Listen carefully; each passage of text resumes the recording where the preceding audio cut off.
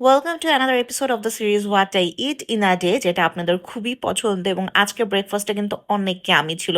এটার মধ্যে ছিল টক দই, গ্রানোলা, চিয়া সিড, খেজুর।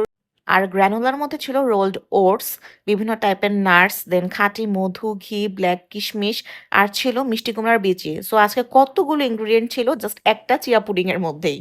খুবই হেলদি অ্যান্ড ফুলফিলিং একটা ব্রেকফাস্ট ছিল। অনেকক্ষণ কিন্তু পেটে থাকবে এটা।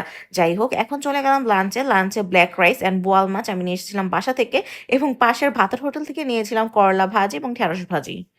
আমার প্রতিদিন ইভিনিং এ হসপিটালে থাকলে একটা জুস খাওয়াই লাগে। তো আমি সুগার ছাড়া একটা ম্যাঙ্গো জুস আজকে নিয়েছিলাম। ম্যাঙ্গো জুসটা খাবে না, বিকজ ম্যাঙ্গো জুসের মধ্যে আসলে অনেক ক্যালোরি থাকে। এজন্য ভাবছি যে আজকে রাতে খুবই হালকা কিছু খাবো। আমি চলে গেলাম আমার ডিউটি শেষে সরাসরি জিমে। আমি কখনোই জিমে সম্পূর্ণ এক্সারসাইজ কমপ্লিট করতে পারি না, যেহেতু অনেক কম টাইম থাকি। বাট আজকে অনেকক্ষণ ছিলাম।